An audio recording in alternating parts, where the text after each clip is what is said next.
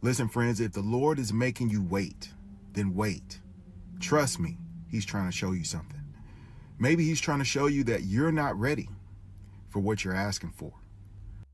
How about this? How about you just stop playing in my face? Olivia, what's going on? If I don't see you in the classroom right now, you're going to get in big trouble, okay? I'll be there in a second. I'm running late. Nobody takes fucking pride in anything that they do, and I get it. Because bitches be mad at other bitches that be looking pretty. What's possible? Well, it's possible. Baby, let me tell you something. When this money breaks down... Garage. I'm sorry, could you repeat that phrase? I was unfamiliar with it. Garage. Oh, he's got Riz Plus. Between screeching into this microphone, between making Cameo videos, I bet you I don't make $20 an hour. That's not my job. So... Guess what, hun? Your sister didn't answer the phone. I'm a ditzy girl because I'm a fucking giggler. Oh, let me giggle. And the other guy, tell him to get the out of his mouth. I don't give a. They can't put ketchup in the bag, and I'm rude for asking for ketchup? Reasonable if the hair came from him, correct? Peg leg ass. I don't do peg leg ass. Why are you in a chat room with James's baseball team? Because I'm doing my cake. Correction, I teach at George Mason University, not Georgetown. That's correct. It is closed source. Can I get some ketchup? Oh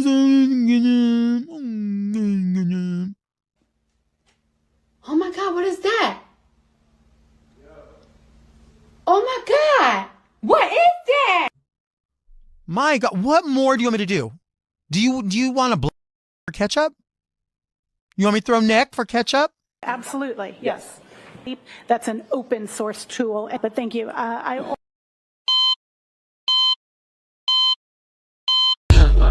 just came back from the dead and they told me, you still not that girl.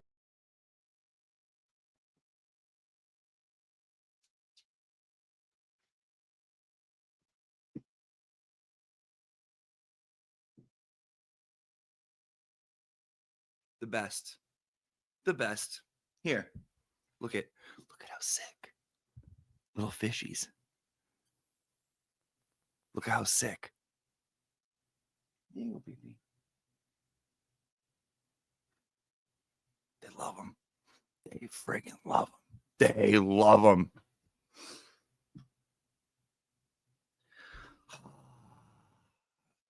Freeze dry. Yep. That was sweet potato. Jojo. Hold on, I'll get Jojo. Jojo.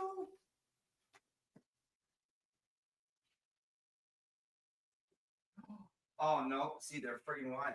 They're wild this morning. They're crazy. They are insane. They're crazy. Good morning, everyone. Good morning, good morning, good morning. How's everyone's day going? Blah, blah, blah. Let me say hello to the classroom. Mac, good morning.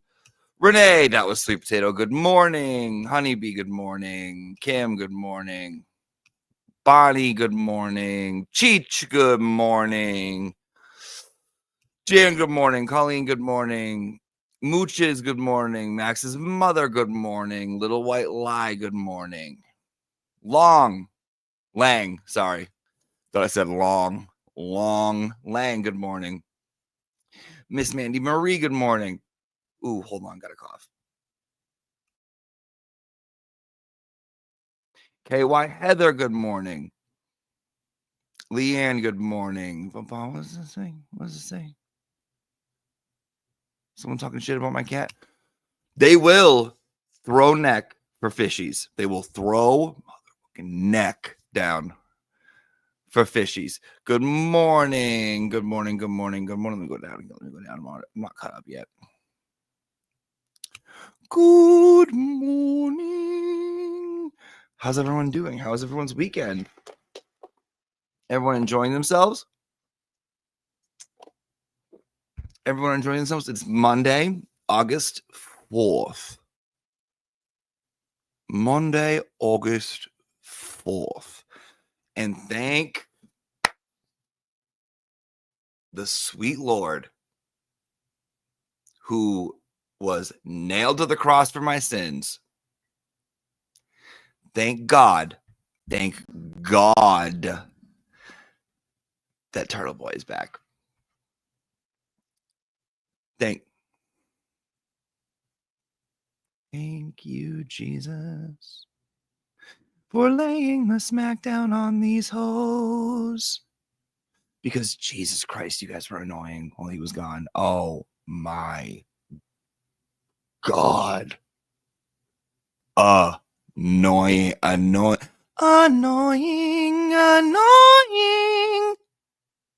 Okay.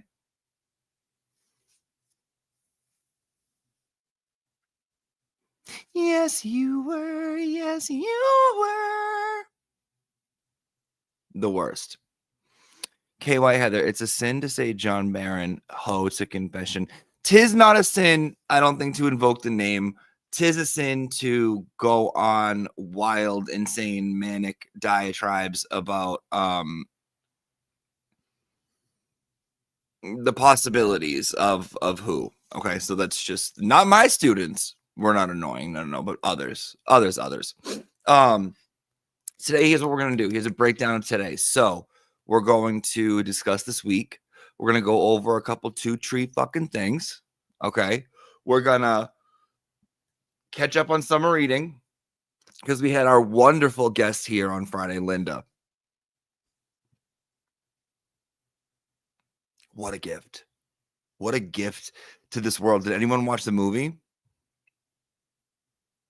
Did anybody catch Phil Spector?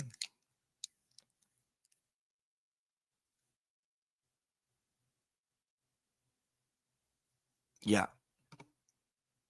How great was she? Yeah, what'd you think? Good movie. I didn't want it to end. I didn't want the movie to end. It was so good. So good. So good. And I feel like that movie was her, right? That movie was her. That was about her. It was not about anyone else. It was not about... It was about Phil Spector, but the movie should have been called Linda. Correct or incorrect? I say correct. I think correct. So maybe, and I know that they do have the trial on Court TV because it was a thing about allowing the media to be in the courtroom and film and broadcast the trials, but the Phil Spector trial is on court television, Courtney television. It's there. So maybe we'll watch it. Maybe it'll be a fun movie day. We'll bring in the projector, we'll roll in all that shit, and we'll watch it. Maybe, depending. I did go and check your work on Friday. For the most part, everyone was well behaved. For the most part. I did see a few here or there try and trip up our guest. You know who you are. I saw. And I don't care if the guest we have defended your worst enemy. You show nothing but the utmost respect when a guest is here in this classroom. You did 99% of you did fine. There was 1% that would have gotten a boot through 7 pat. Yeah, so I can swear 7 minutes. Yeah, directly up your ass. I could have. Could have happened. I saw.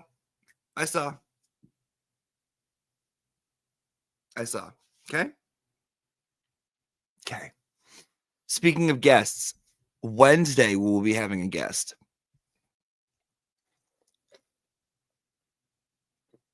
Wednesday we're going to have Miss Kathy from down the hall.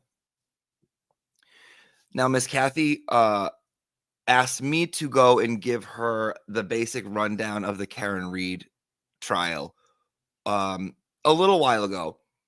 And she didn't want to sit and go over it like crazy. She just wanted give me the gossip, give me the this, give me the that, tell me what happened, blah, blah, blah. So I went and I told her. So Wednesday, she's going to come in and do the same for me about the Adelson case because I know nothing about it. I know absolutely nothing about it.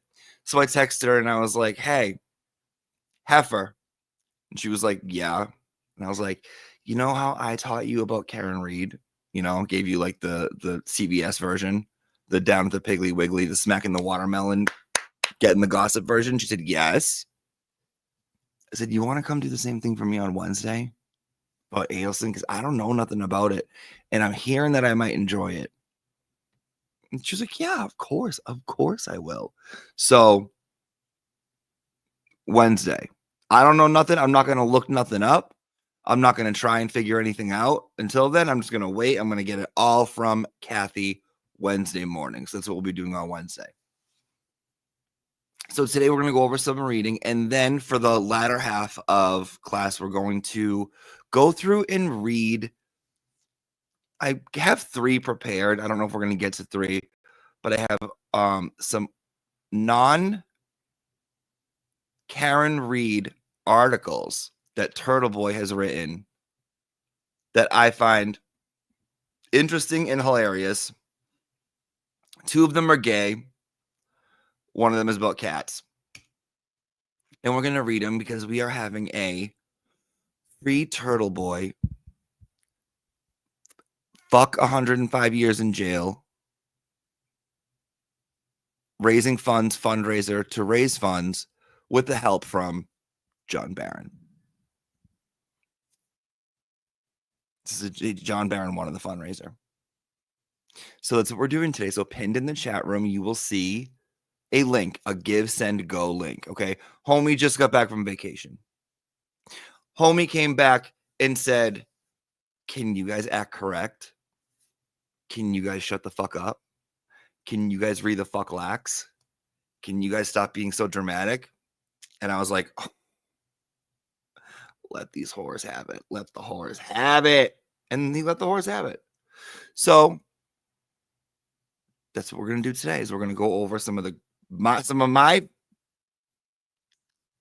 personal, 2 are my personal favorite. 1 I haven't read before, but I liked the title. And while we do that at the end of class, we're going to show our thanks and we're going to throw homie a couple dollars. Throw him a couple bucks. Thank you. Welcome back. We're here. We're here for you. We support you. Wouldn't that be nice for him to wake up? I don't know what time he wakes up, but I'd say he wakes up in an hour. And he's like, shit, look at this. Oh, this is awesome. Just to make his day. You know, just to help out. Well, thank you, little me to you. Well, thank you. Because August 13th is the court date. So let's get right into it. Let's get raw into it. Christy sends $19.99 and says, to get it started, my little biscuit, my thickum little biscuit, and for Aiden too. Thank you, Christy. We appreciate that here at the classroom. If you'd like to donate to the school, pinned in the chat room is the Venmo, Cash App, Cameo link, PayPal link. But more importantly, let's focus this on Turtle Boy's Defense Fund. I think it's at, what's the number it's at right now? Let's take a look. What's the number it's at? Good morning. Good morning.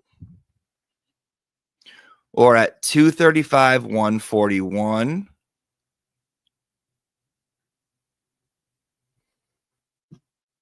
And we'll go through and we'll see if we'll read some at the end. 235,141.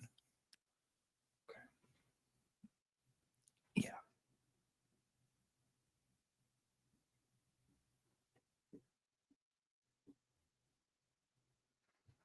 That's what we're starting off with. Let's see what we can get that number to.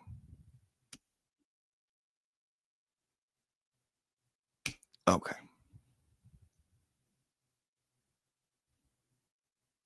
Good morning, you whores. Okay. Let's start with Storm of Suspicion. Now, I'm not kidding. When I talked to Linda the other day and I told her, I'm like, bitch, I'm kind of getting into this.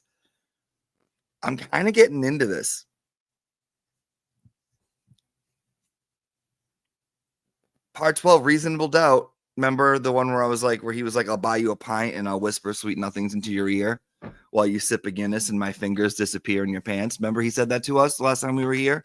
Well, he wasn't fucking lying because I wasn't able to put it down since then.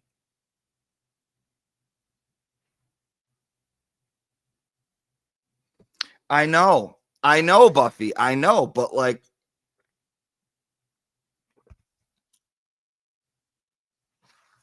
what book says Brooklyn? Brooklyn, if you're new here, I don't know if Brooklyn, did you just sign up? This is Storm of Suspicion. The Karen Reed murder trials. Storm of the century. Suspicious behavior of the century. Listen, hop in, okay? He'll call you petite. He'll ask about your daughters, okay? He'll gloss over a couple facts. He'll tell you you look Irish and poor, but it's actually getting pretty, I'm not going to lie, it's getting pretty good. It's getting pretty good. So let's skip to some parts. Yeah, let's do a refresher as to what chapter 12 starts off as. Chapter 12 starts off as, in a few moments, I'll bring you right down to ground zero in the days immediately following John's death, when the conspiracy theory first came together. I'll buy you a pint of Guinness as we cozy up to the bar, with whispers around us growing louder as day turns into night and alcohol lessens inhibitions.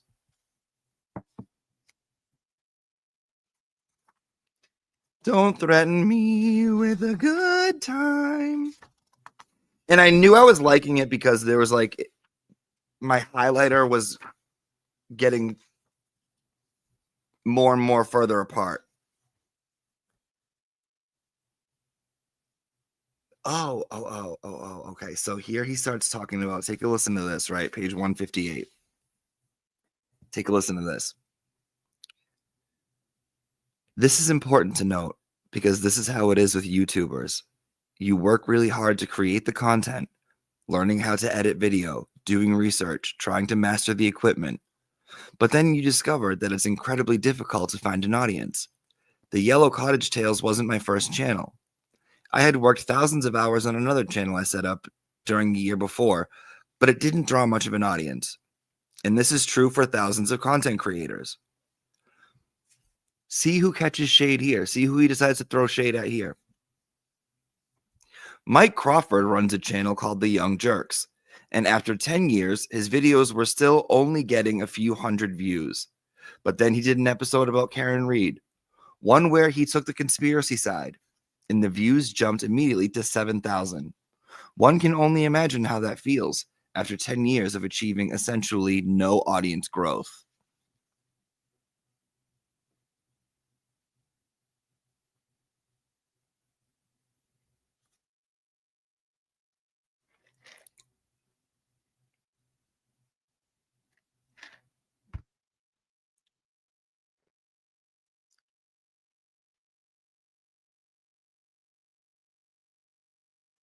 When something finally works, it's really hard to not continue down that road. In fact, this even applies to standard publications, documentaries, and news shows. It's a very Darwinist world.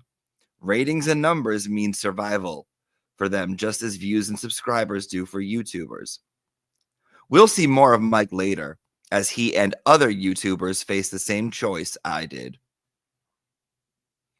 So you're telling me, like, what did I say in the beginning when we first started going over this? What did I say in the beginning? What did I say in the beginning? I said, I don't think this is about the trial. I don't think this is about the case. I think this is about YouTube. I said, I think this is about YouTube. I think this is about Yellow Cottage Tales because he mentioned it too much. Well, back in page 158 to 159, what do we come to find out?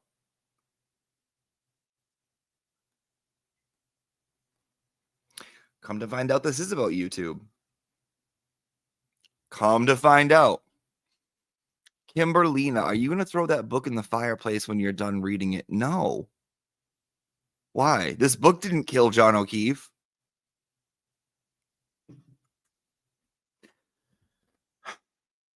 So remember how we talked about that Kevin has this Tobias Funke way about him, right? Where he talks about things and he discusses things. And it's like, dude, do you not realize what you're saying? Sometimes he'll be like,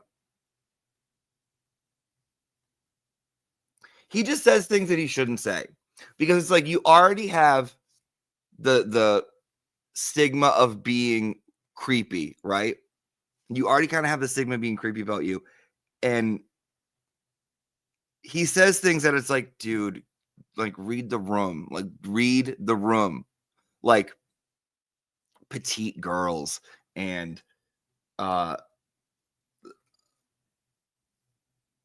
the alcohol will lessen inhibitions. Come have a Guinness with me as the night goes on, right? See if you catch it here.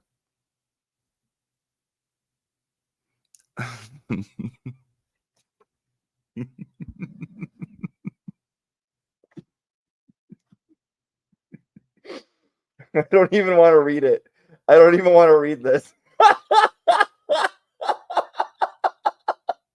I don't even want to read this.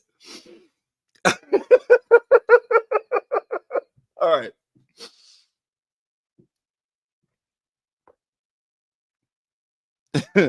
I learned that the only way I could get through these cases was by focusing on the intellectual challenge of figuring out the puzzle. I still remember editing those videos on Delphi, adding in the images of Abby and Lily, feeling heartbroken every time I saw their faces. They should have been in college, doing college girl things.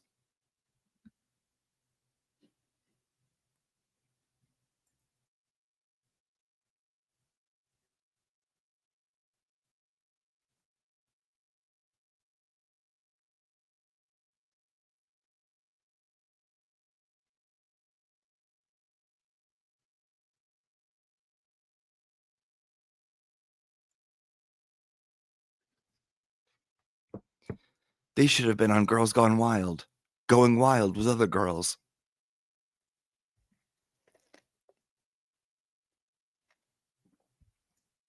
They should have been making mistakes and having those mistakes videotaped and having those tapes uploaded on a certain website where you have to be 18 or over.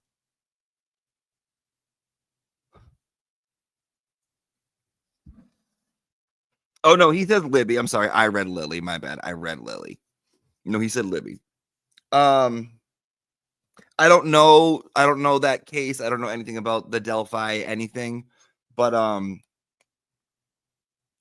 here's the thing again, I'm going to restate this. I don't think he is like an offender of sexual sorts. I just think he's a little odd. I think he's kind of an odd duck sometimes. And it's like, this isn't helping your case. You know, this isn't helping. It's not helping. It's not helping. To me, for me. The sentence, they should have been in college doing college girl things.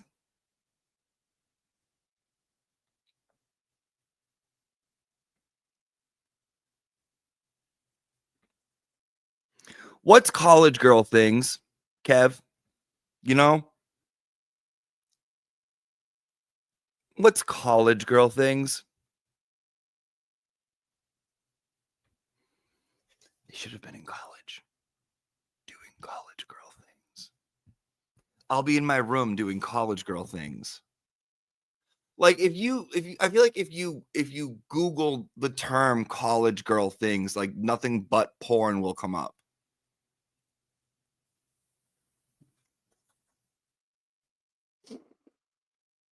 Okay, there's another part.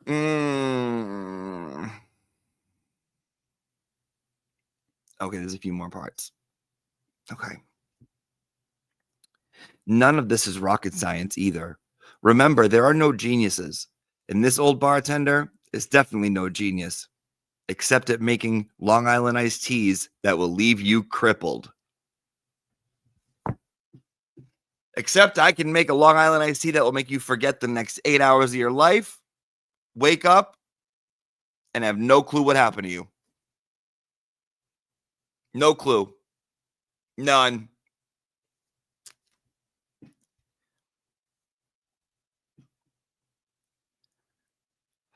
I had spent a lot of time researching serial killers, people who kill for the pleasure of killing, and that urge doesn't happen overnight. Their sexual impulses, like everyone else's, develop around puberty.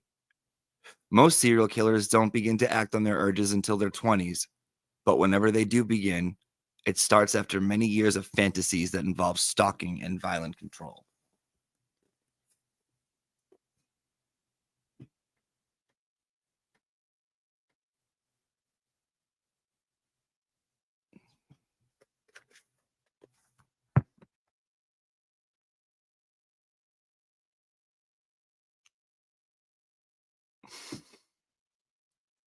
He's a predator. I know he is. Can I prove it? No, but I know he is. Look at him. Just look at him. Look at those eyes.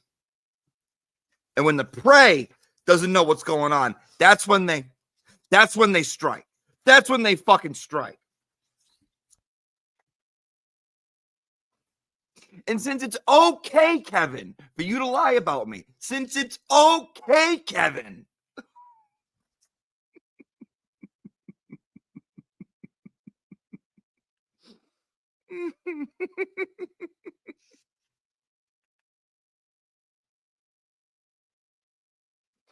oh, he actually shits on you guys all for being too Roxy.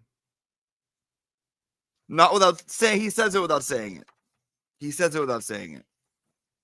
But we go into some of the Yellow Cottage rules.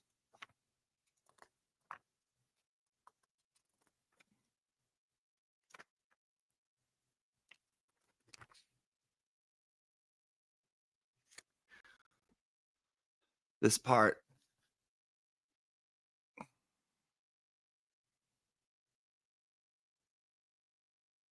kind of harsh.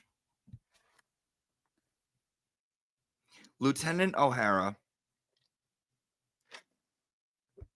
described going through 2 feet of snow, then the harder plowed snow, which added another foot. Investigators found the red corner piece of taillight at the ground level near the curb. The trooper who found it with his shovel dropped it on the snow pile to be photographed. They documented its precise location. Then they went on digging. They found several more pieces and, crucially, John's shoe. The team completed its search at 6:22. Everyone went home. Everyone except John O'Keefe.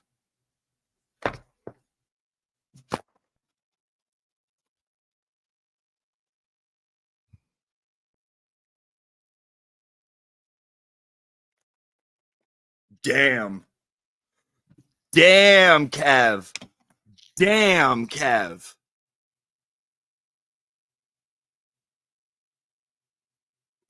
Damn. Whoo. Whoo. Exactly. Yeah. He's like, this'll get him. This'll get him. And I'm reading it and I'm like, yeah, no pun intended, Kev, but that's cold.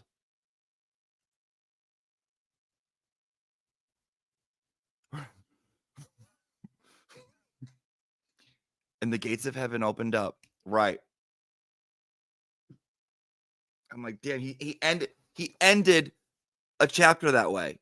He ended a chapter that way.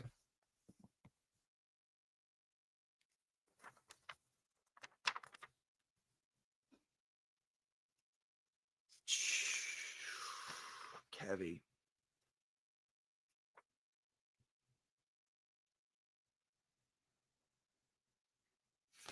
All right, then he gets into the starting of his channel and how it's like people are watching him, blah, blah, blah. Kev was more involved in the beginning than I thought. I didn't know kind of all this stuff. At least to me, it's interesting. It's interesting. And to be honest, what I found interesting about it is that although he gets some shit, like, although the facts aren't all there, right? Like, the facts aren't all there, he explains trigger events, tech stream, and CDR pretty fucking well. Like, I kind of understood what he was saying when he was talking about it, the way and it might have been wrong, but I understood it. So that's why I was like, oh shit. Oh shit. Like, damn, Kev, you're actually not that, like, you're a pretty good explainer of things. Here's a falsehood. This is under the subchapter Karen's words, page 207. Karen says she's curled up on John's couch to nap around 1:30 and woke up around 4:30. This matches her phone history, which shows no calls during this time. Notable in the early voicemails is both what's there and what's not there. She's angry and thinks John is cheating on her. John had never cheated on her before, and she never suspected him of it, but the relationship was on the rocks, and she was drunk. One, I see what you did there with on the rocks and was drunk. But John had never cheated on her before, and she never suspected him of it.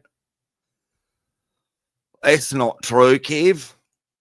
It's not true. That is not. Nope. Because enter Schmarietta, the Sullivan whores. The hoes. It's the bitches that'll get you. Every single time. It's the bitches that'll get you.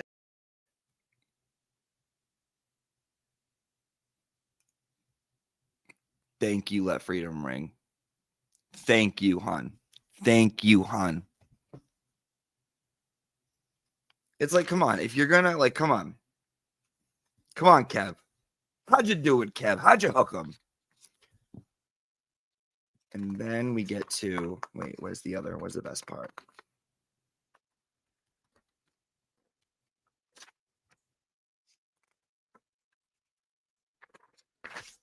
The villain arrives. Okay.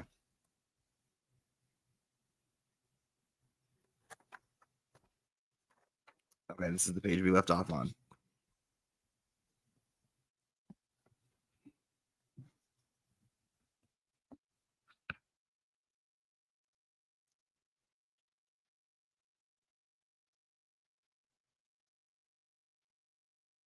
So here's where he starts talking about Turtle Boy. We didn't need to know anything about Aiden Carney or his blog to understand this. Look, as we wander through your life, each in our own personal episode of Curb Your Enthusiasm, getting into jams, forming opinions, observations, learning lessons, making mistakes, it's important to develop some common sense street smarts. If you walk onto a used car lot and some fella with slick hair and gold tooth smile tells you that a certain car is absolutely perfect for you, you don't just go, really? Wow, who do I make the checks to? As we experience the world, we develop a sense of skepticism, some street smarts. Thank you. In that first Turtle Boy article, there was a lot of information that could only have come from the defense. And there's absolutely no attempt to question any of the defense claims. So either the article was written by the most inexperienced journalist in the world, or it was written by an advocate, someone who was essentially representing Karen Reed. That was just common sense. And if you couldn't see that on day one, we've got a car that's perfect for you. And didn't mean that the information was necessarily wrong or that Karen wasn't the victim of a frame job. No. What it meant was anyone with the slightest street smarts should have said to themselves, they're only getting one side of the story, and sides being presented by someone on trial for murder and presented by someone who expected to benefit personally in a substantial way. Those things were obvious to people with common sense. Turtle Boy wasn't seeking the truth, and he wasn't trying to bring truth to his audience. He had hitched his wagon to his mule and was going to ride it into destiny. Is he calling Karen a cocaine mule? While this was obvious enough from the start, it eventually became confirmed by police investigators. We have spoken many times to Natalie Berschneider-Wiewicki, who had been a friend of Karen's in college and who became her confidant soon after Karen's arrest, advising her and providing emotional support. When Karen first reached out to Aiden Carney, it was through intermediaries such as one of his Campo de Regimes, a longtime turtle rider known as the Pit Bull, aka Jen Altman. That's Jen. He's talking about Jen.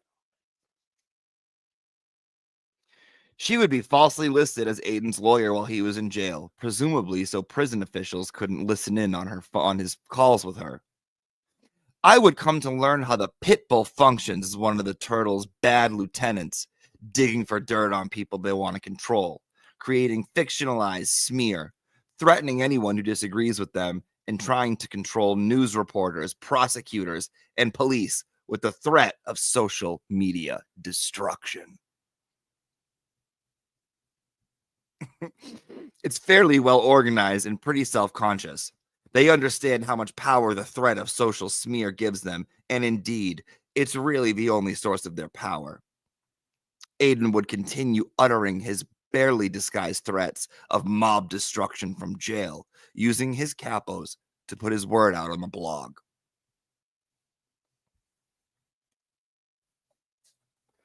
The Pit Bull.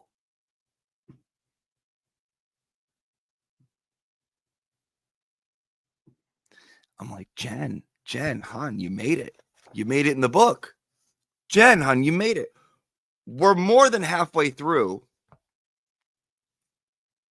He's already talking shit about Turtle Boy, Young Jerks, and Jen Altman. We don't got that much of the book left. I can't fucking wait to see who else he talks shit about. I can't wait. I have a feeling the second half of this book is going to be phenomenal. I have a feeling. What do you guys think of these? I think I liked the past 75 pages because he explains things that, or at least his side, and obviously we all know it's his side of the shit, right? He explained these things that that I wasn't around for. So like I wasn't here for the beginning of everything. I came in like late. I didn't even start watching the trial until May of last year. And there was like all this shit that happened beforehand that I like missed. And there you could tell because there was like weirdness in relationships with people, like people who used to be friends were not friends anymore, blah, blah, blah, blah. So I was like, it's like starting school middle way of the year, like halfway throughout the year. So I'm like, I didn't know what was going on. So it's pretty informative. Granted, I understand that it's his side of things, whatever, blah, blah, blah. You have to be an idiot not to understand that. But it's still interesting to hear it. It's still pretty interesting to hear it. Okay.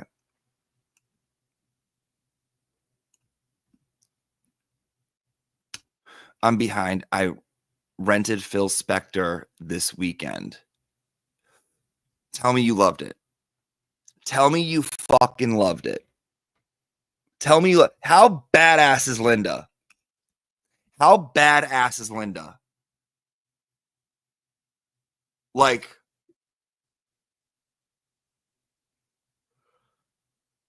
I can send you a few YouTube stream links that show the real Plevin.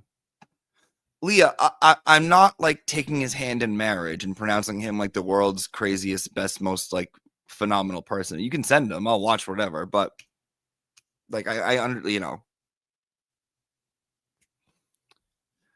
Like a bully, to the bone. Okay, let's check on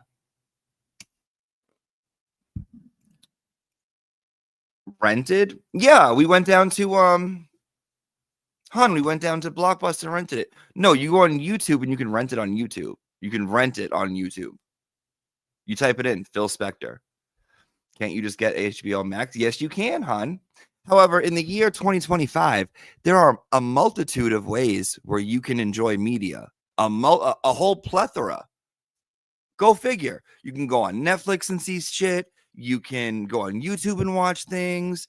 Showtime, HBO, Paramount Plus, Disney Plus, Apple TV, whole bunch of shit, hon. Whole bunch of shit. So, you know, you have your choice. You have your choice.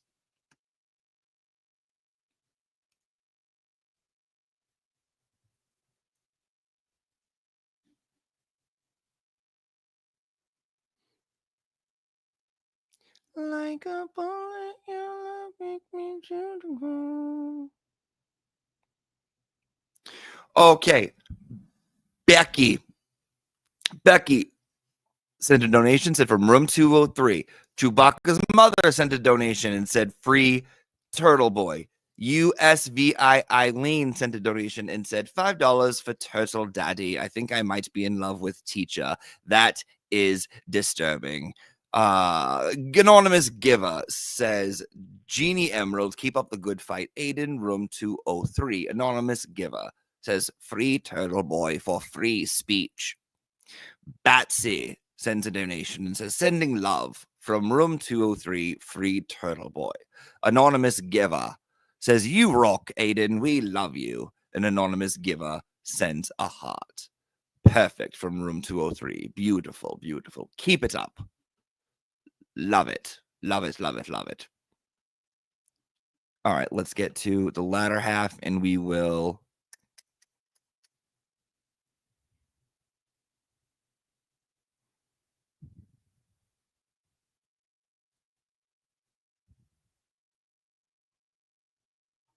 read. Okay.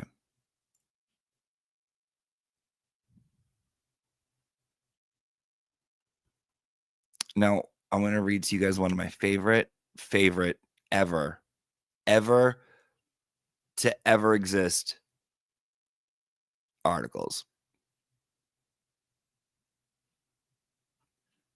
The fuck?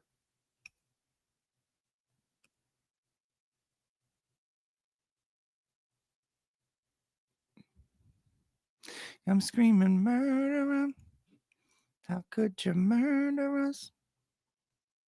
Murder, no lover now. Okay, this one comes to us from October 28th, 2019. Let me share it so you guys can see it.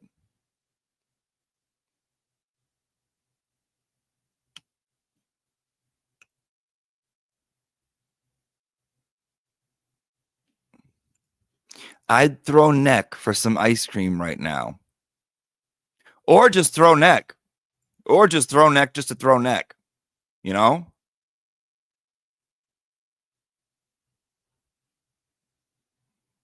Why not?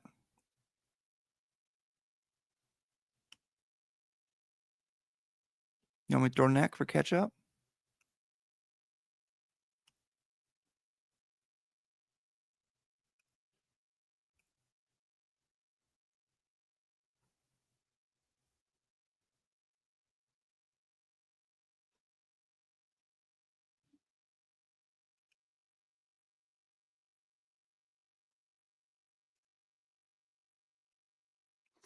This is aptly named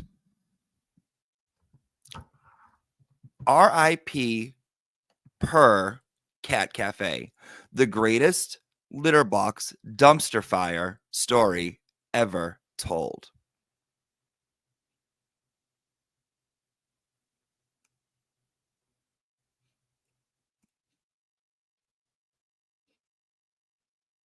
Oh, the kitties.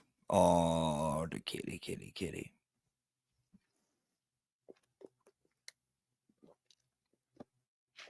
I will say with cats along comes crazy cat people, which I'm slowly turning into.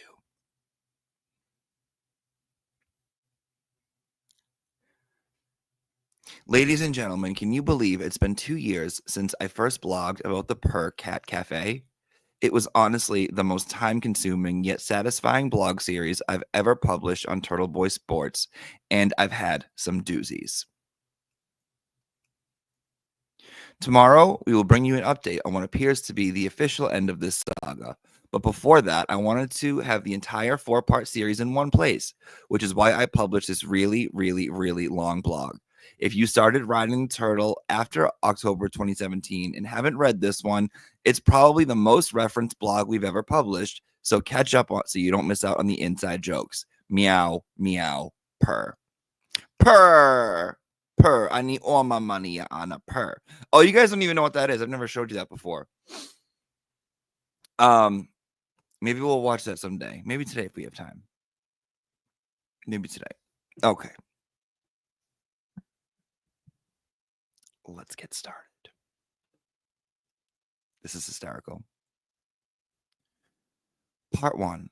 I want you to imagine a woman so far gone that she starts typing on her business page, threatening to sue her haters as her cat. I'm not embellishing. This is real life. Quick note, in my year working here and my several decades on this planet, I have never seen anything like this story. I almost can't believe it's happening down the street in Brighton. Buckle up, turtles. We're going for a trip down batshit fuck all crazy highway. To make things easier for the readers, I'm breaking this blog into several parts because of how much has transpired. It took me all week to gain a firm grasp on the level of cuckoo nutfucks you're about to read. Just when you think you've seen the craziest shit you've ever seen, the owner takes it to a new level. One flew over the litter box. There is no way, short of a snowstorm or being bedridden, you'll be able to get through it all without your morning coffee, lunch break, or even ignoring your kids during dinner. I'll be publishing the additional parts each morning at 7 and linking them into this article. I also broke the blogs themselves into chapters for easy following. This is the first professional telling of this saga. Some of the local papers have made bland mentions of what had happened, mostly reporting about the owner delaying the opening like 900 times. Others have captured it through screenshots on IMGUR, Reddit, and Tumblr. Thanks, Michelle. We're the first ones to organize it in a fluid piece. The quality of some of the pictures is less than optimal and have been screenshot so many times they look a little fuzzy. Diane deactivated the Fur Facebook page after Turtle Boy was tagged. I'll let you know if she returns. What the hell is a cat cafe?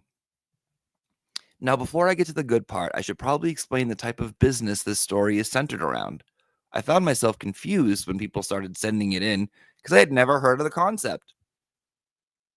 There is a growing trend of people opening up what they call cat cafes. They originated in Thailand and quickly gained popularity in the UK and US.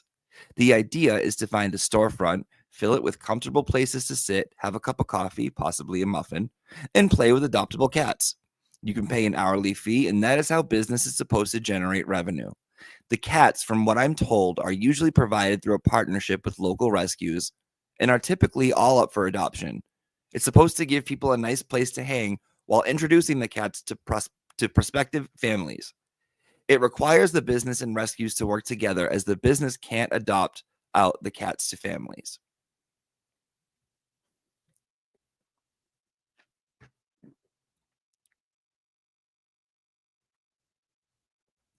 There wasn't a cat cafe anywhere in Boston. So when Diane Kelly, the insane hag starring in this blog, announced she was opening one in Brighton, people, namely self-proclaimed crazy cat people, were excited. Cat yoga, cat speed dating, cat crafts, meow exciting. Purr, purr. Sarcasm aside, I can't knock the premise even though I'm not a cat person. They make me itchy and don't have eyebrows. They just have shit sticking out of their face. Regardless of my own preference for woofers, I can easily get behind anything that safely gives homeless animals the opportunity to belong to someone and feel loved. I don't think I'd be wild about food being served with cats walking around, as they shed and walk in litter boxes. But they could make a designated area to avoid the food safety issues. It's possible. Many cat cafes around the world are doing it and successfully as we speak. Now that you're aware of what the business is supposed to be, let me tell you about how Purr in Brighton turned the most glorious dumpster fire of holy crap, this can't be real I've ever seen, even before opening its doors.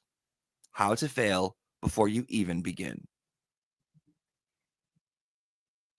Diane Kelly, the owner of the soon-to-fail business, is from Hull, and she spent her life in the medical field. She admits to having no animal experience at all. Well, outside of calling herself a cat enthusiast. I wonder if that comes with a certificate or something. I guess because it's probably just a consolation prize of a lonely life, suffering feverishly through menopause, with nothing but Merlot-stained teeth and a lint brush to keep you company. Okay, here's a post of Purr Cat Cafe. Gussie here, Boston. I thought it would be very appropriate for me to share Purr's mission and vision statement as well as our oath. Mission statement. The mission of Purr Cat Cafe is to reduce the number of homeless cats in the Boston area by providing food, shelter, care, medical attention, and comfort for every rescued cat. Vision statement. The cats at Purr Cafe will live in a cage-free environment which is conducive to interacting with our human guests. We envision all our cats being adopted and placed into a safe, loving, responsible, forever homes through our partnership with Rescue Group, which has not yet been determined. Purr Cat Cafe will strive to provide educational experiences for all our community and work towards a just and compassionate society for all. Our oath. We, the team members of Purr Cat Cafe, form a diverse and driven community dedicated to providing an enhanced living experience for our feline companions.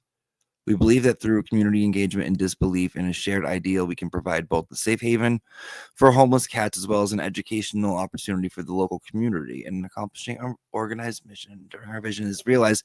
We stand by this oath. We will provide a safe haven for cats, offer all necessary care within our power. We will foster a community that places the safety of our cats as our top priority. We will partner in groups to local to an area to build a strong, vibrant community. Meow, meow, purr.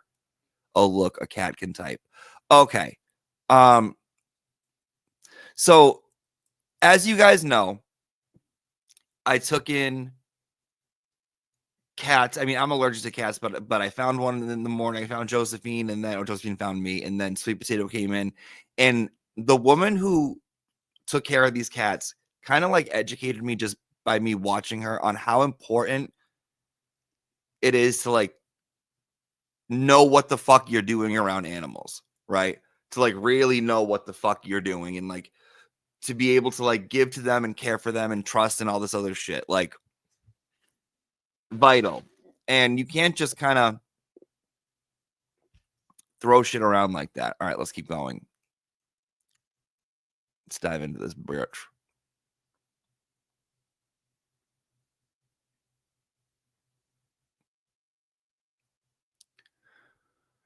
Diane seems to have had a midlife crisis, left her job of 20 plus years, took off to North Carolina to learn how to groom critters. Well, that didn't work out. She started looking for something else. She says she has visited a cat cafe in New York where she adopted one of her feline companions, and the experience inspired her to start a cafe of her own in the hipster den that is Brighton. She managed to get her storefront going and began hiring experienced staff, picking people who had years of knowledge of cat health, needs, and behavior. Then she began a relationship with cat rescue called Boston Forgotten Felines. She would provide the cafe, including a happy and safe place for the cats to temporarily live. In return, the rescue would bring the animals in.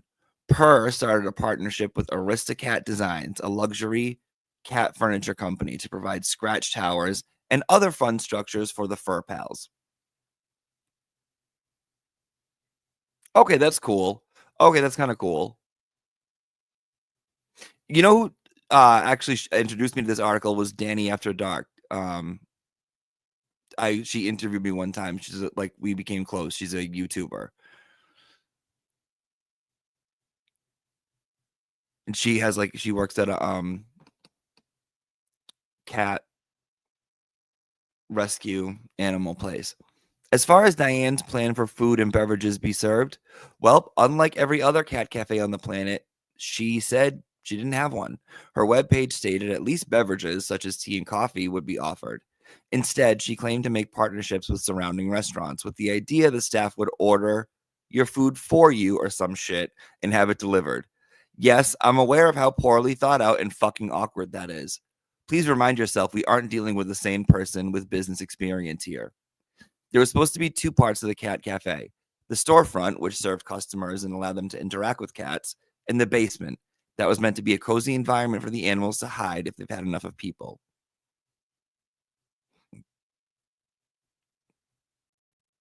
The cafe upper level came together fine.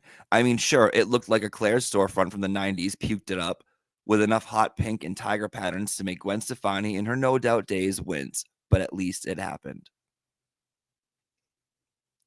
Don't speak. I know what you're thinking. The woman in blue said she was leaving because of how awkward the place was. Oh, Kitty. The downstairs, however, was cold, barren, unwelcoming, unsafe, and completely unsuitable for cats to live in. According to the cat specialist Diane had hired, cats could crawl behind laundry machines in the unfinished ceiling through holes in the drywall and would be walking around on cold cement floors. There was no heat, adequate shelter, bed, towers, windows, or toys. No matter what anyone said to Diane or how many times she promised it was a work in progress, she wouldn't fix the basement. She would lie and deflect when asked online, promise pictures, and never come through.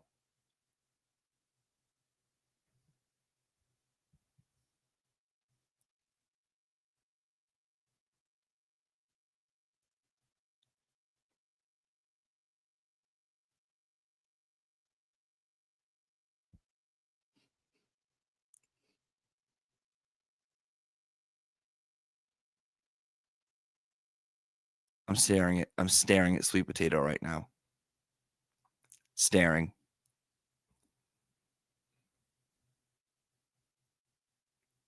My guess is her refusal to complete the basement was a combined issue of her total lack of understanding when it came to animal needs and business knowledge, and or she ran out of money buying cutesy dumb shit for the upstairs.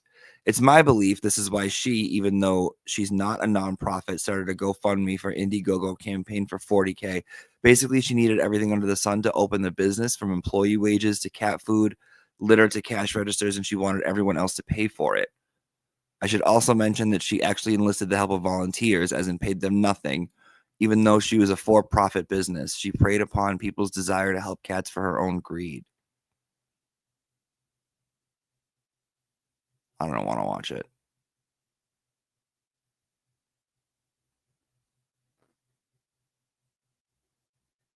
$40,000.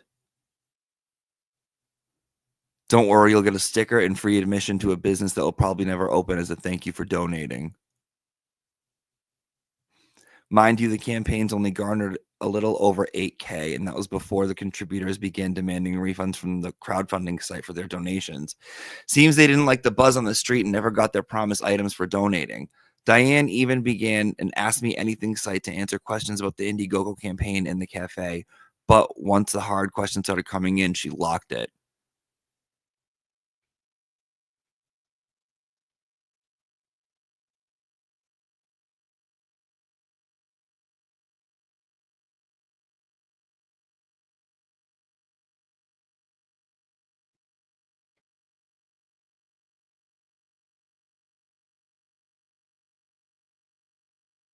Oh my God.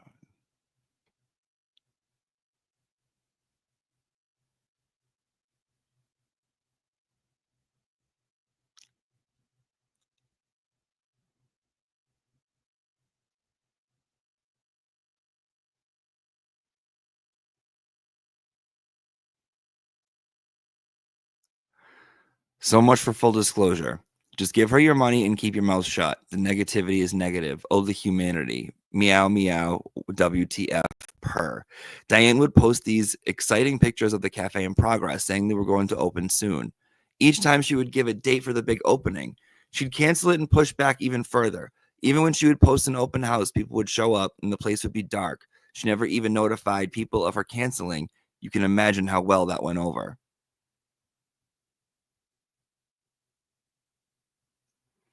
She aggressively tried to get people to buy gift cards and admission ahead of time when she had no idea when customers could actually use them and had no point of sale equipment to swipe them with. It became apparent there was something wrong. There was. Homegirl didn't have any rescue cats at her cat cafe. Only animals present to hang out with, if she ever opened, were her own cats and not up for adoption. She did manage to get 3 foster cats to start from a Boston forgotten felines, but that was short-lived. Fucking animal abuse. Jesus Christ. I painted a picture of a cat over the weekend. And I'm almost done with it.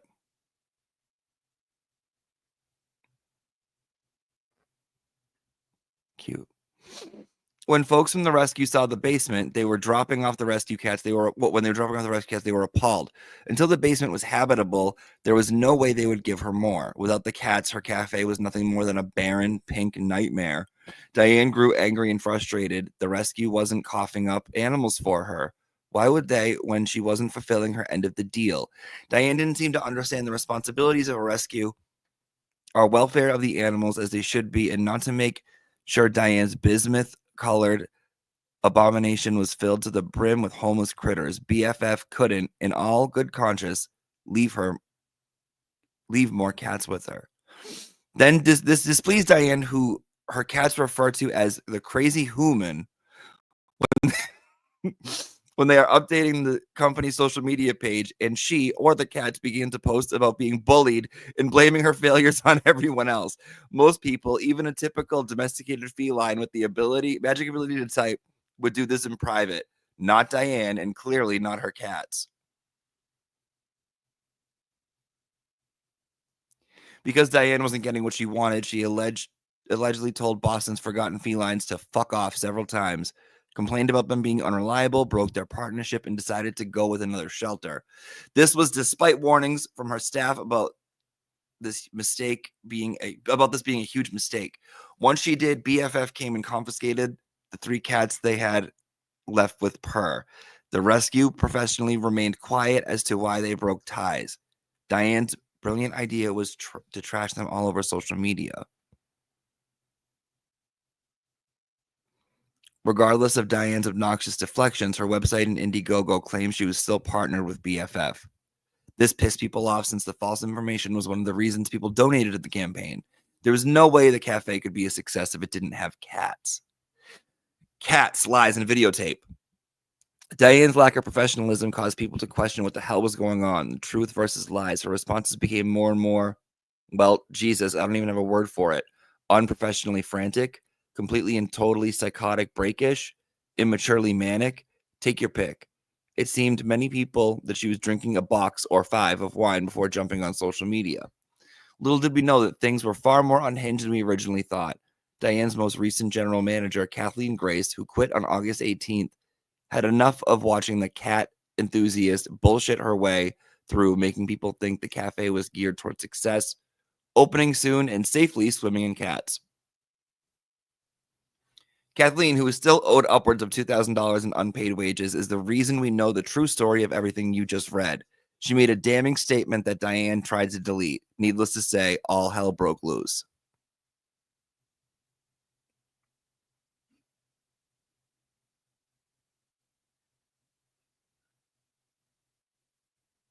I'm pretty sure this post will get deleted, so feel free to copy, paste, or screenshot. She's being bullied in quotes over and over. Team considered too.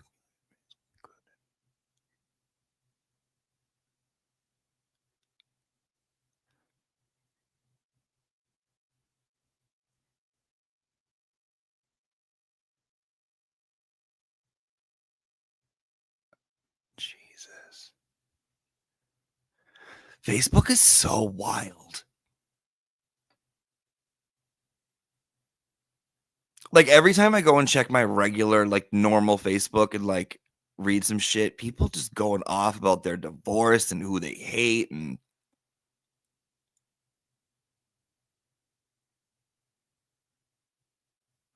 Yet Diane is a very smart businesswoman. Who would want to pay to sit in the equivalent of a 13-year-old girl's locked bedroom, play with her cats, and starve? It actually reminds me of the business plan from Elmira from Tiny Toons would put together. When Diane's response was to deny, insult, and name call instead of owning up to what she stood accused of, Kathleen took her own page to prove what she had witnessed. Oh.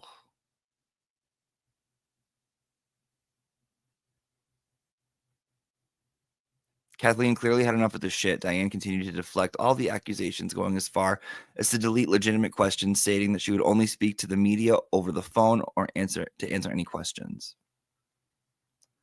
Diane chose to push forward, thinking if she just kept posting happy crap, the wolves on social media would just go away. She was brutally wrong and began telling lie after lie in an effort to get them to bug her off and donate more money. The first lie she was caught in was when she claimed she had solidified a new rescue. Little did she know the entire cat rescue committee had turned their backs on her. Not a single rescue would touch her with a 10-foot pole. Oh, kitty. Mitzi! Ha! I am Mitzi! Mitzi Lucius! Mitzi fucking Lucius. And Titty fucking Ruxpin.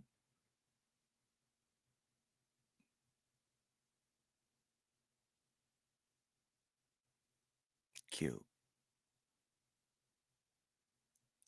She had ripped a kitten picture off of Google and claimed she had rescued it. It's too bad that a reverse search showed the kitten was from an Arizona rescue circa 02.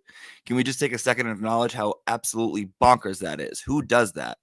Someone probably on the last employees left standing must have permeated Diane's thick skull after the blowback of the polka dot fib fiasco. Took control of the social media immediately after that. For a split second, there was a moment of professionalism. As you can see, there's no talking as a cat or insane meow meow purr. Just someone making sense.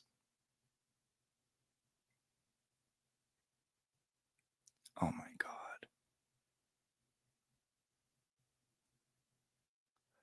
People weren't fooled. They had their questions on the welfare of the cats. Questions about the welfare of the cats answered. The person behind the status update told everyone what they wanted to hear. Purr, unsurprisingly, didn't follow through. Dude.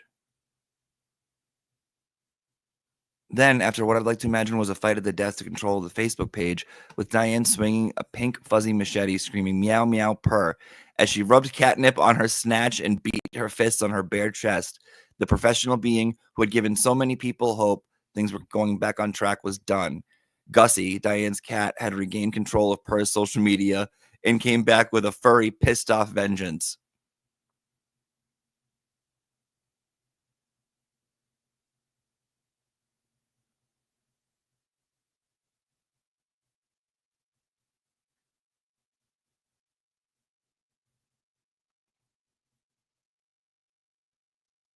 The cat people who had been following the business with bated breath lost their fucking minds with anger.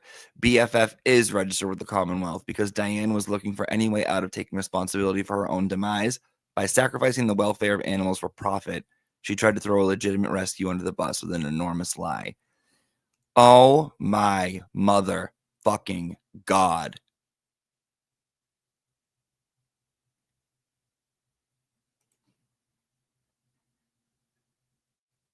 Forgive me.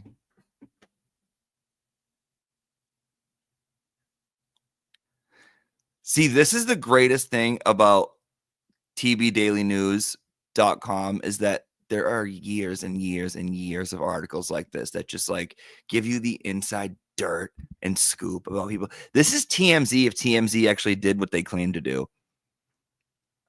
You think Diane would call it quits after getting called out on her latest lie? Nope. Gussie the cat now claiming he was his owner's representation and that she had spent his college fund on the cafe was going to sue. The cat had been taking screenshots to provide that the business was being harassed. After his owner spent the previous week lying about everything and trashing a legitimate rescue.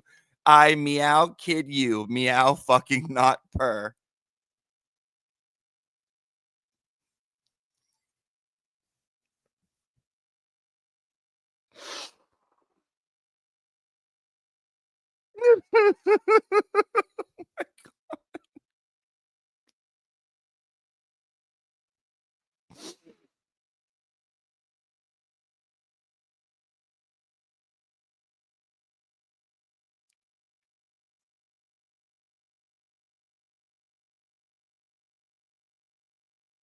Oh my God. So that was just part one of the Cat Cafe. Okay, this is just part one. This is just part one. That's it. Oh my God. And there's more. There's a shit ton more. There's a fuck ton more on this article. I'll put it in the description so you guys can read it if you want. Oh my good Lord. I want to go hug my cats. Like, I want to squeeze them so tight right now. And be like, I would never let you go to this place. All right, next one I want to go over is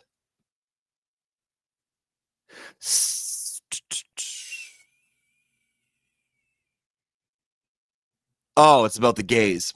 Yeah, it's gay articles.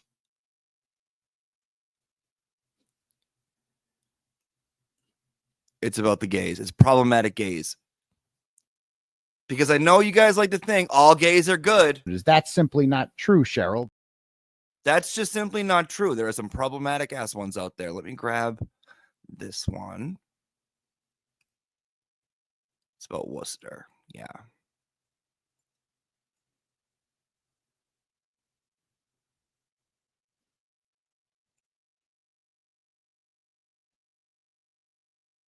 And this is why I think it's important to keep like real journalists around. So that is why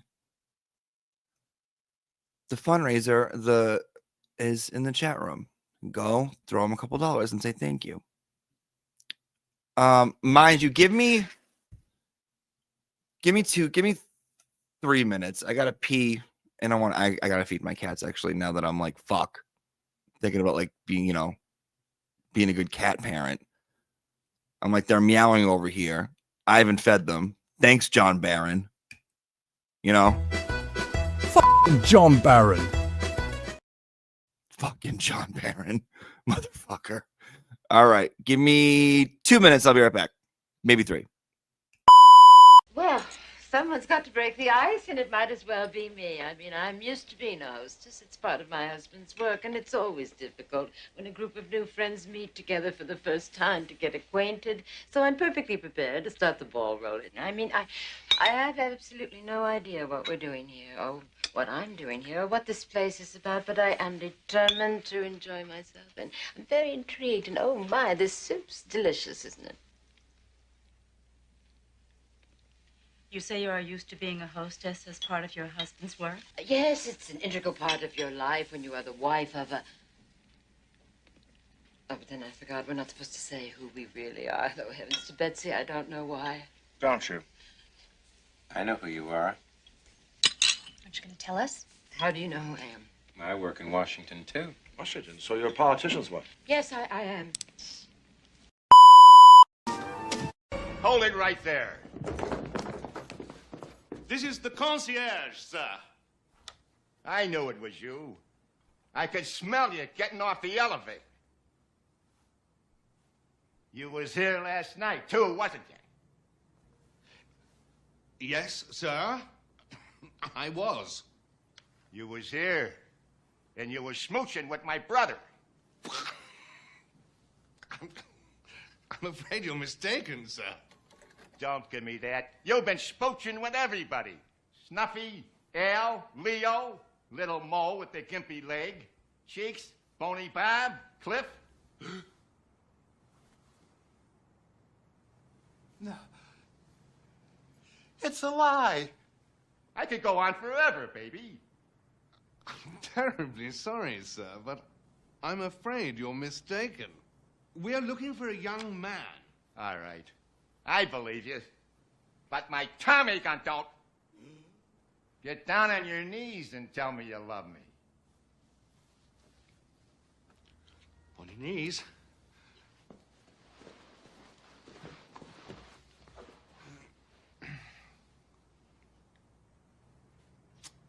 I love you. You gotta do better than that.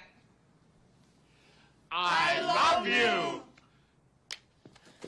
Maybe I'm off my hinges, but I believe you. That's why I'm gonna let you go. I'm gonna give you to the count of 3 to get your lousy, lying, low-down, 4-flushing carcass out my door. 1, 2.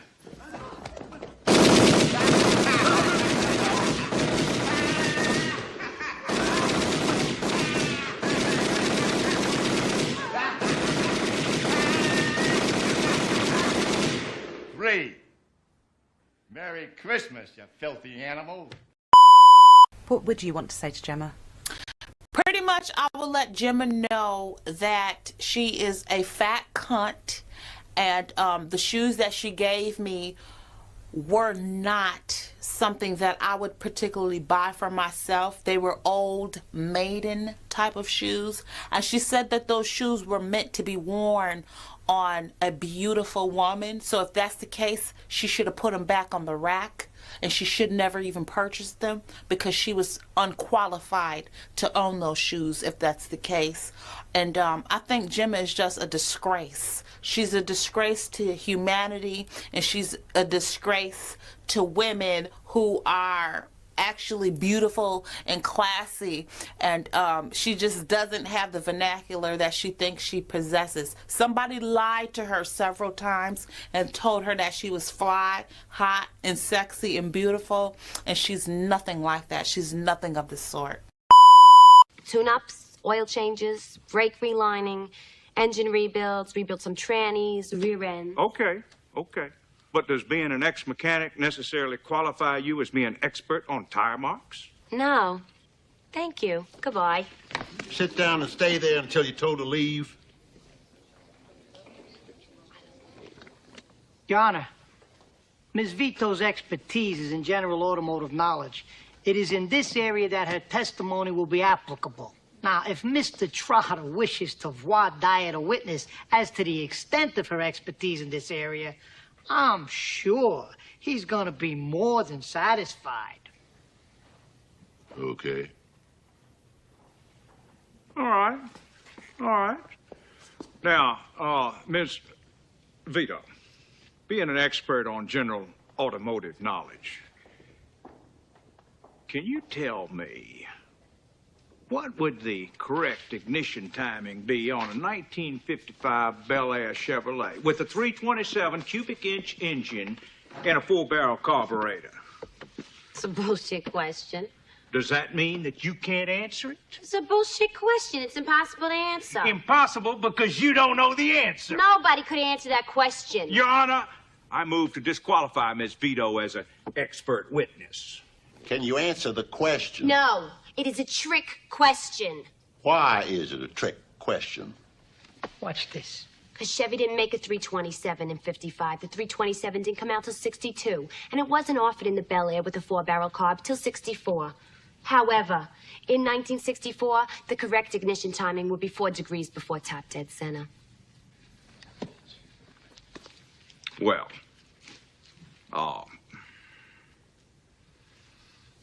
she's acceptable, Your Honor.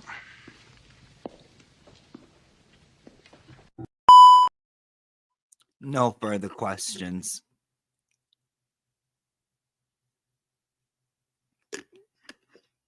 Three degrees before top dead center.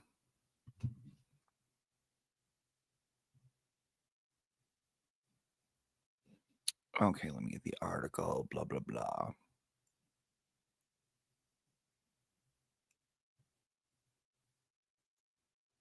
Oh, let's check and see where we're at.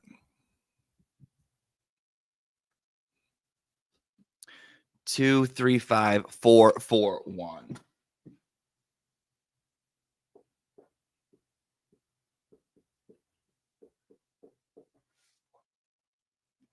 $300. Not horrible, but LTL raised $6,000 in like a second. Thunder, free Dr. Turtle. Interplanetary Janet, free Turtle Boy 103. Seat along the window for daydreaming. And welcome back, Dr. TB from Jimmy's class. Carrie, don't always agree with the content of his speech, but always agree with the protected right of free speech. 203 pupil. Jam Cracker popped over from Jimmy's live. He has a fitty because we got TBs to free. Linda, Love watching your lives when you were on LKB was every. You know what LKB? Yeah, you know me. I just love there is a Linda out there that is cool. Love Linda. Don't know this is about you, but free Turtle Boy donation from 203. I don't got much to offer, but I truly hope it helps. We were at school. We were good at school and made no met. We were good at school. Okay, very good at school. Very good. My students were fucking great. Okay, my students were fucking great.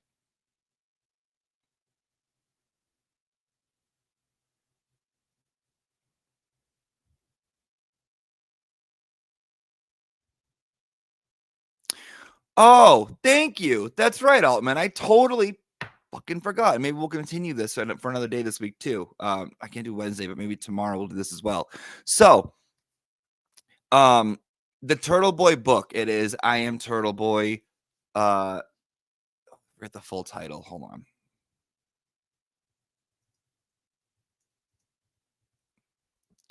I Am Turtle Boy, a teacher turned blogger, battles big tech censorship, threats, and political correctness to protect free speech and democracy, by Aiden Carney. I have this downloaded on Kindle. I actually just started reading it last week. There is a copy that we have that is, I believe Altman is going to have signed by Aiden. I believe, I can't say this for sure written in stone, but I believe she is. And all of the donations from Classroom 203, we will spin the wheel and pick a winner, and you'll get the book. Yes. Okay. Yeah. Altman said yeah. So yeah. Perfect. Totally forgot to announce that. We'll do another one because I definitely forgot. Okay. Let's read this one labeled under poor behavior. This is the one I quizzed him on that he forgot about. Downtown Worcester Museum uses ARPA grants to pay gay artists to display clip art porn where children can see. Let me share out the screen and we'll read this.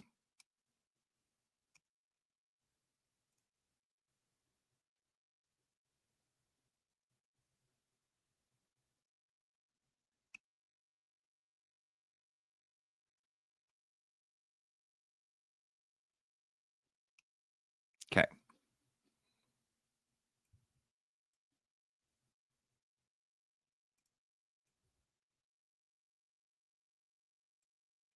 If you donated and didn't put your name in, just screenshot the donation thing that you got and then email it to me at auntieDeb@gmail.com. Also, I didn't get any questions yesterday. So if anyone has any questions they want read aloud to the class, again, auntiedebhelps@gmail.com. If you have questions you would like discuss,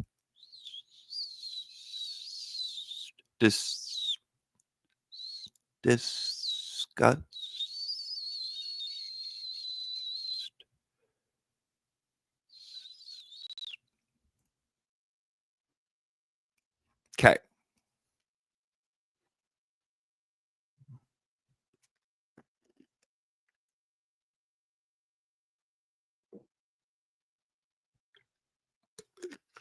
This is Nathan Manna from Sutton.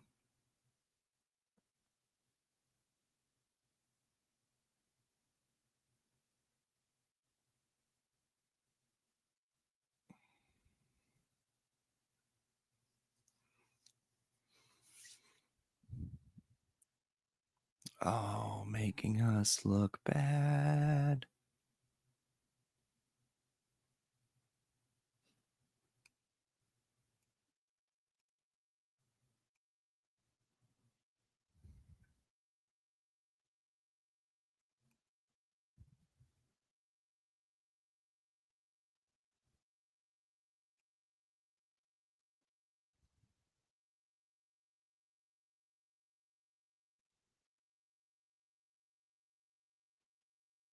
He's a Holy Cross grad who double majored in gender and sexuality studies in theater and served as an intern for State Senator Michael Moore and Governor's Council, people who confirm judges, member Paul DiPaolo.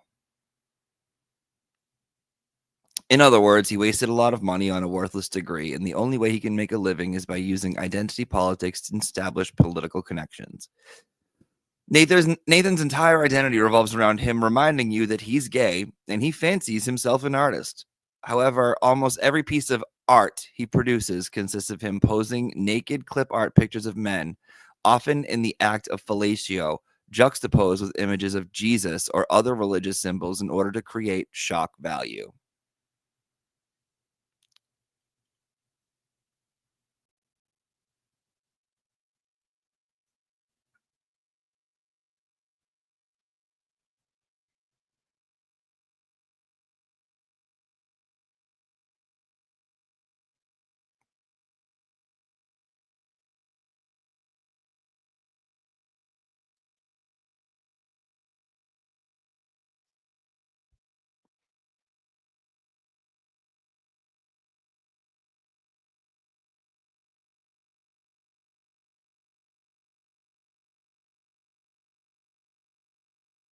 Oh my goodness. Whoa. This isn't art, it's just a horny man sharing his clip art fantasies with the world. But Nathan is politically connected and uses his sexual preference identity to cozy up to politicians like Senator Moore and Congressman Jim McGovern.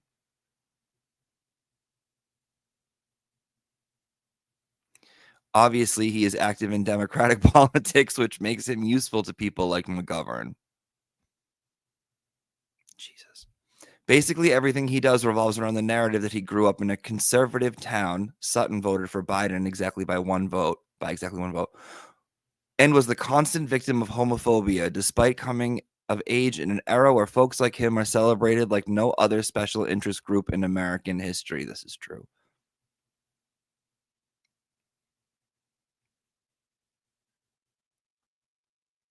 Growing up in the small conservative town of Sutton, Massachusetts, Nathan was attacked for being gay when he came out in the 7th grade. While a deeply sad portion of his life is also galvanized to pursue activism and make the world a better place. Taking up the call to change the world, he started volunteering at his local library, which led him to serving on the Worcester Youth Pride Committee, then becoming chair of it and the director of Worcester Pride Parade. This past summer, he served as an intern in the state office of State Representative Natalie M. Higgins, working on LGBTQIA+ legislation, and currently serves as an intern with Governor's Counselor-elect Paul DiPaolo, working on issues related to the Massachusetts court system.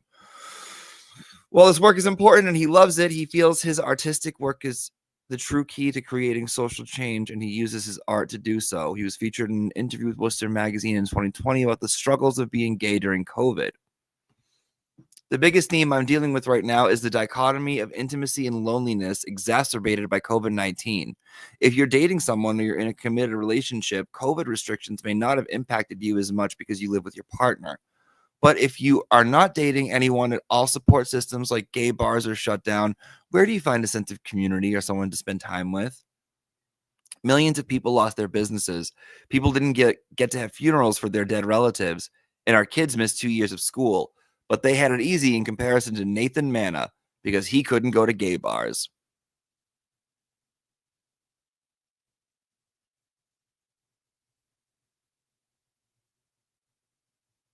Jesus. So basically, he's an untalented, horny man who understands that by making his sexual preferences central to his core identity, he can network with powerful, politically connected people so long as he exclusively supports Democrats. But his hard work paid off, as he was recently paid by the Jean McDonough Art Center in downtown Worcester to post his clip art collage porn on full display where people of all ages can enjoy it with him.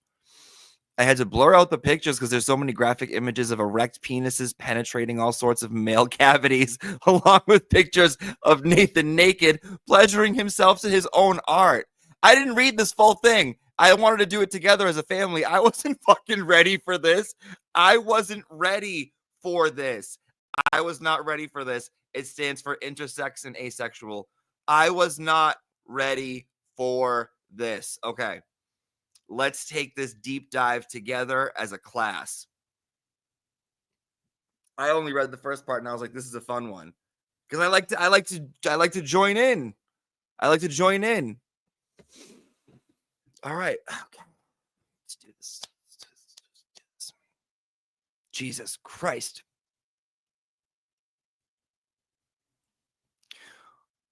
Okay. Wait, who is this about? Okay, let's start over. Let's start over so Mia can figure out who this is about.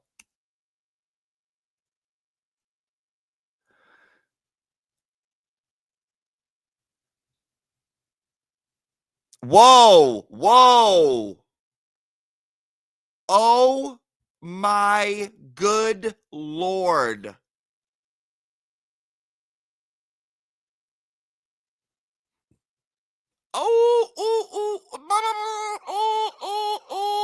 Oh no, this is not.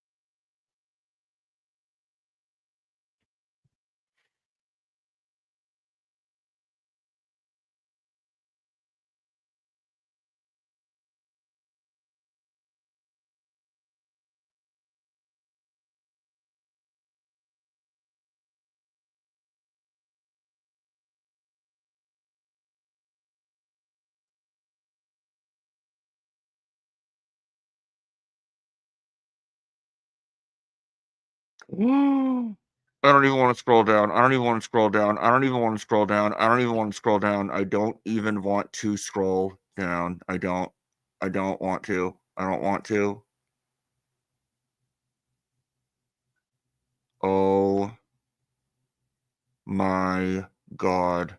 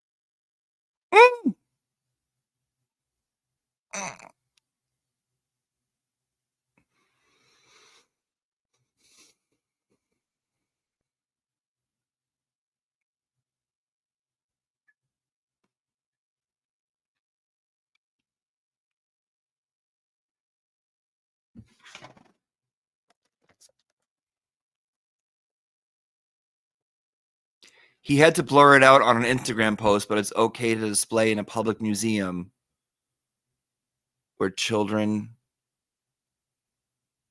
can see it.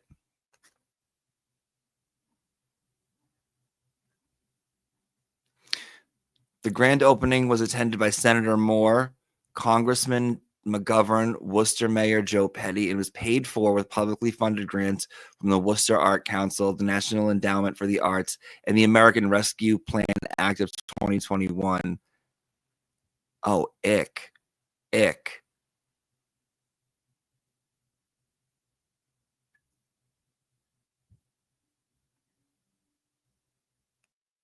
Ick. The fuck, Worcester. This isn't even the worst part. I've heard worse shit about, trust me. This isn't even the worst part.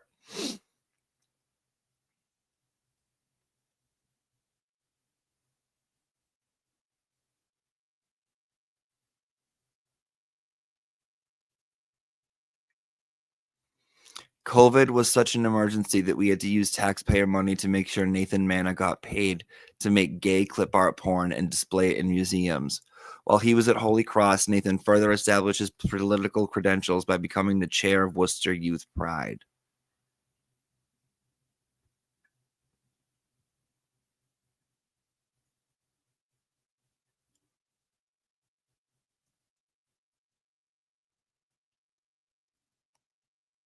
youth. See, now, like, this, no. This makes me want to, like, do something. This makes me want to be like, no, you should, no. Because, of course, this man wanted to be around queer youth as much as possible. The managing director at Jean McDonough Art Center is Olivia Scanlon.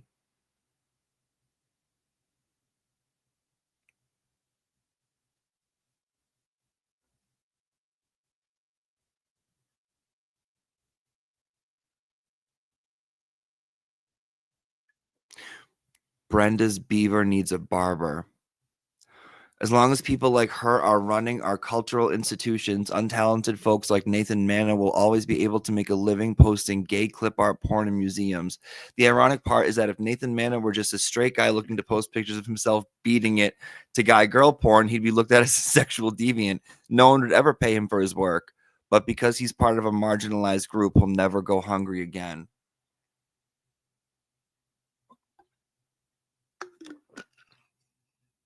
Check out some of his finest work on Jean McDonough Art Center Facebook page. Jesus.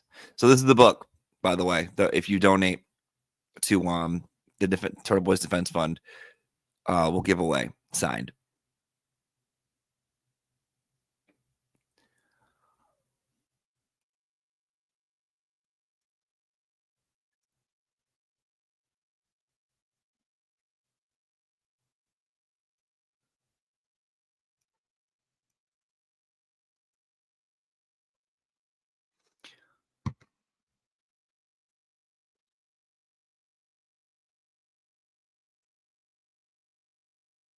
There's so much shit that goes on. There's so much fucked up shit that goes on that like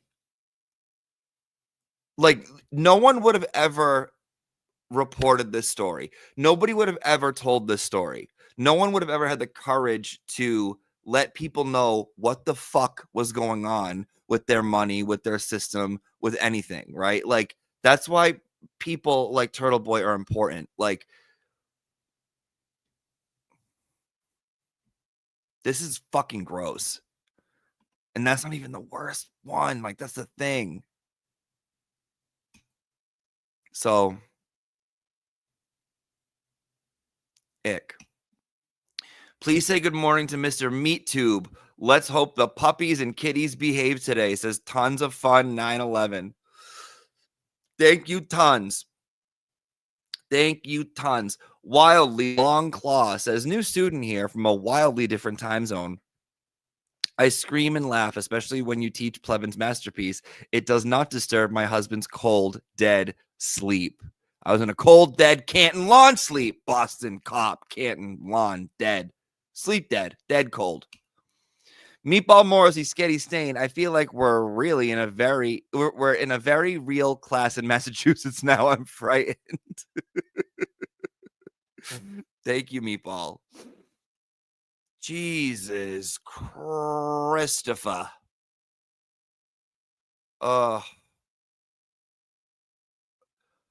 Mardo, I'm a little nauseous. Sorry, I'm not a prude, but he just didn't demonstrate talent there. No, Mardo, if you're nauseous, that means you are a prude. You are a prude. Okay, Nathan's art is important.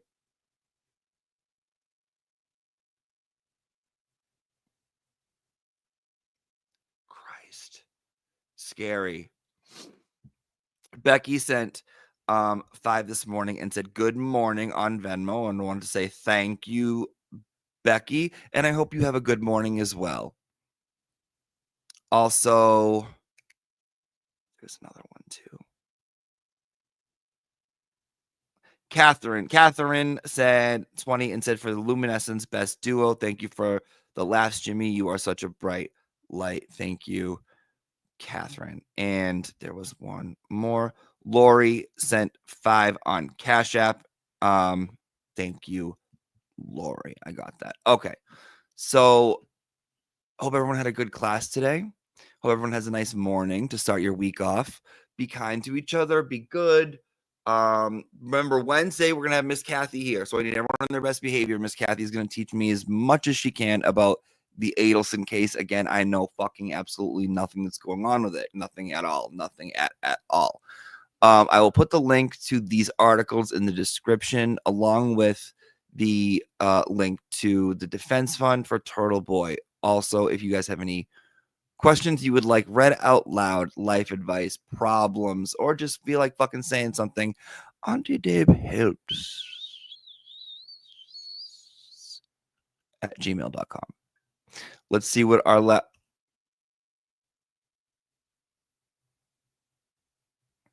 thickums. Thickums.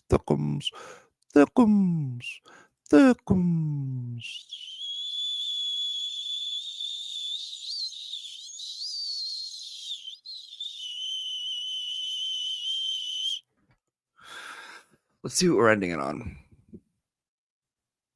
235606 from class 203 had art history today, and I want to die.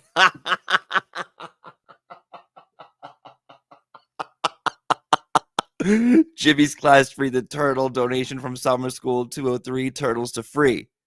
203 turtles to free. Free Dr. Turtle. Welcome home. Thank you, teacher. Oh my God, you guys are funny. Oh my God, you guys are wicked, wicked funny. All right, I'll see you guys later. God bless. Have a good one, and let me send you out on